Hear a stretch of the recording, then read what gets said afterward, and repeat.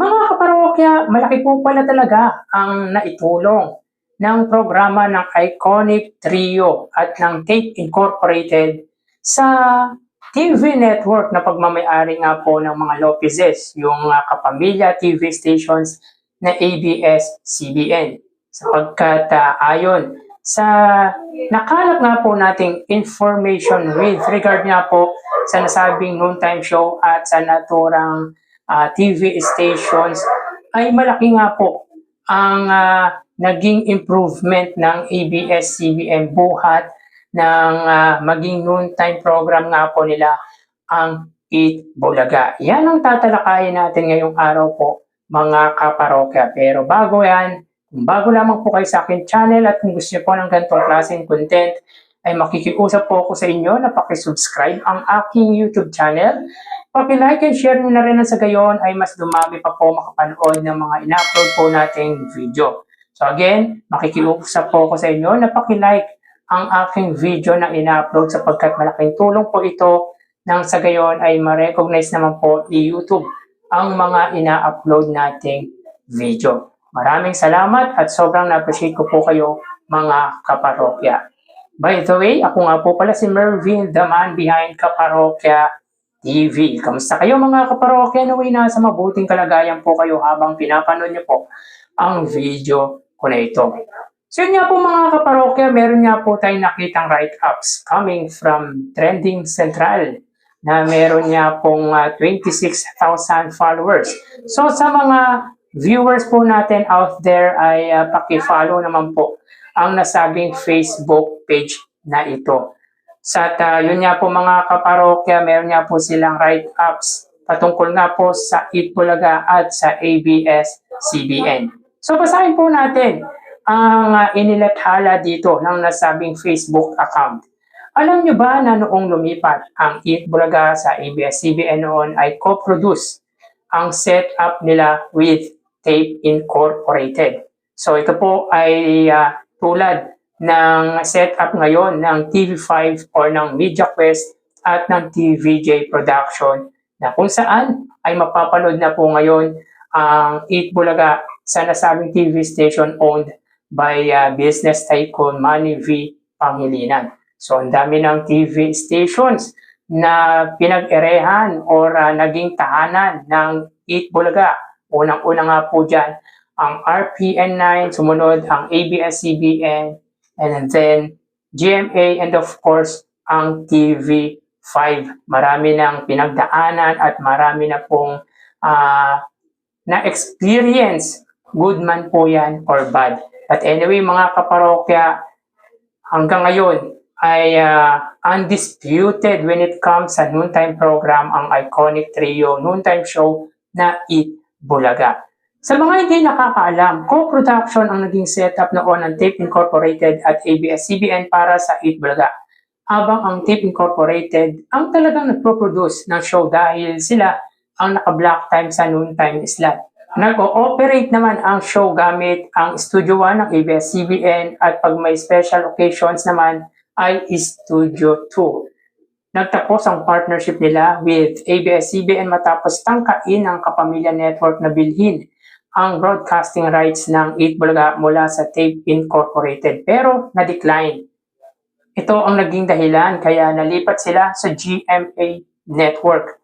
Anong masasabi nyo mga ka-trending? Naabutan nyo ba ang Eat Bulaga sa ABS-CBN noon? Well mga kaparokya, that time ay wala pa po tayong kamuang-muang sa mga programa or mga palabas dahil bata pa po tayo. Nung time na ang Eat Bulaga nga po ay nasa ABS-CBN, bali naabutan na po natin na ang Eat Bulaga nga po ay nasa GMA Network at malaki nga po ang naitulong ng noontime show ng Tape Incorporated ng Iconic Trio sa GMA. At yun nga po mga kaparokya, according po dito sa nakalap po nating information ay tinangka nga pong bilhin yung broadcasting rights ng Eat Bulaga mula sa Tape Incorporated. So ayon nga po mga kaparokya sa information na nakalap po natin, ito po ay kwento lamang po ng kapatid natin at ng magulang natin na balak bilhin niya po yung rights ng broadcasting ng Eat Bulaga. At papalitan ang title ng show pero ang iconic trio pa rin ang magiging host ng tila bubuoing noontime show ng ABS-CBN. Kumbaga mga kaparokya, ang Tito Vic and Joey pa rin ang host ng noontime show ng ABS-CBN, nga lang ay iba na nga po ang magiging title, which is hindi po dyan pumayag ang pamunuan ng Tape Incorporated dahilan kung bakit lumipat po sila ng ibang TV stations. So kung nangyari yun mga kaparokya, hindi na po Eat Bulaga ang magiging title ng pananghaliang programa ng Iconic Trio, sapagkat bibili nga po yung broadcasting rights ng Eat Bulaga at papalitan na nga po ng ibang title, sariling noontime show ng ABS-CBN na po ang gagawin nila. Ang setup nga po ng ABS-CBN at ng Eat Bulaga noon ay tulad ng setup ngayon ng Media Quest at ng TVJ Production.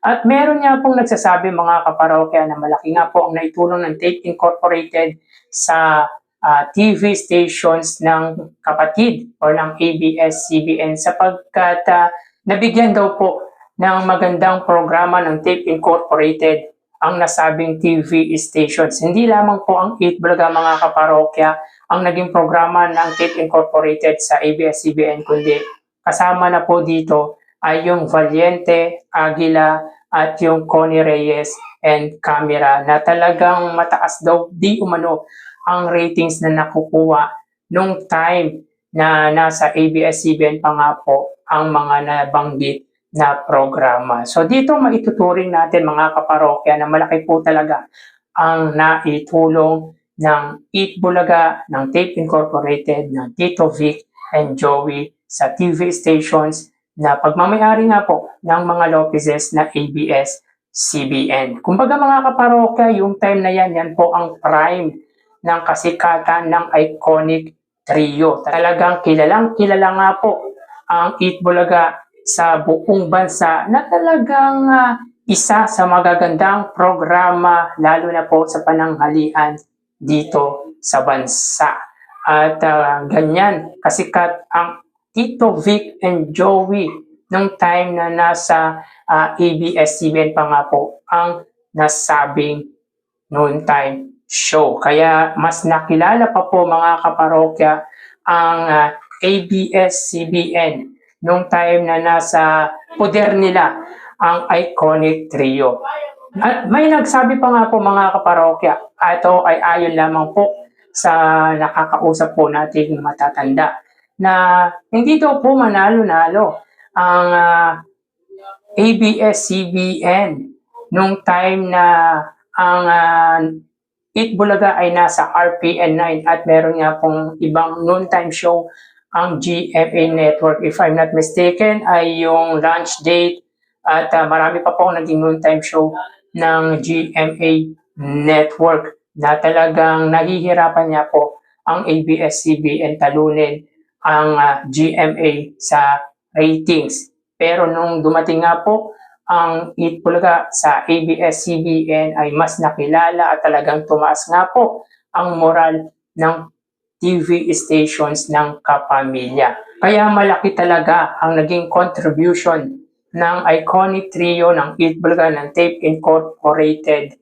sa TV stations ng ABS-CBN. Sayang nga lang mga kaparokya yung naging relationship ng Tape Incorporated at ng Tito Vic and Joey. Kung hindi lang po umiksena ang pamilya Halusos, di sanay sila pa rin po ang nagpo-produce sa Iconic Trio at for sure nasa GMA Network pa rin po ang Eat Bulaga. At maganda naman po ang nangyari ngayon sapagkat ang Tito Vic and Joey na nga po mga kaparokya ang nagmamay-ari ng sarili po nilang noontime show na Eat Bulaga. Kumbaga mga kaparokya, sila na po ang nag-handle ng financial or anuman pong transaction meron ang Eat Bulaga.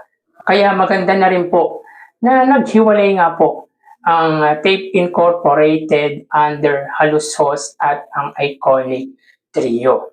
So yun nga po mga kaparokya, sa aking pananaw ay kung hindi dahil din po sa Eat Bulaga ay baka hindi pa po ganoon naging mas kilala ang ABS-CBN dahil nung time na nasa ABS-CBN nga po ang nasabing noontime show ay talagang sumambulat at nakilala ang nasabing TV station sapagkat dinala nga po sila ng noontime show ng Eat Bulaga at ng Tito Vic and Joey.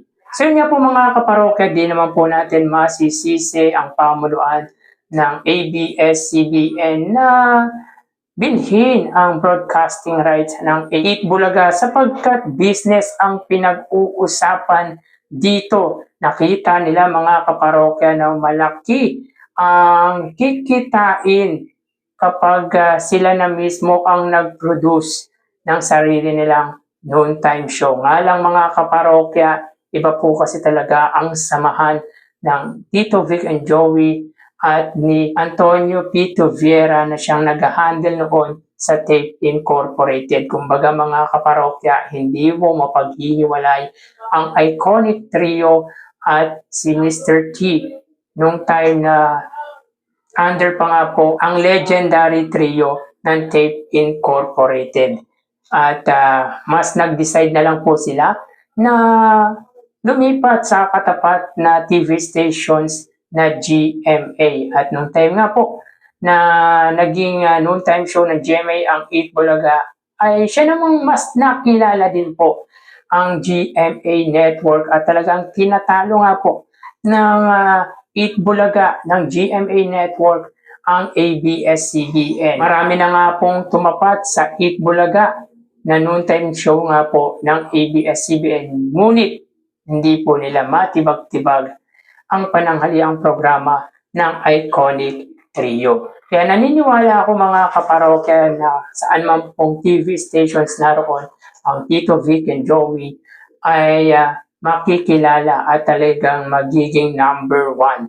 Lahat nga po ng TV stations na nilipatan nito ay naging numero 1. Kaya in the near future, kung palalakasin ng TV5 ang kanilang TV stations, ay hindi po tayo magtataka na maging number 1 din ito sa ating bansa. So hanggang dito na lang po tayo mga kaparokya. Mag-iingat po tayo palagi. Thank you and God bless.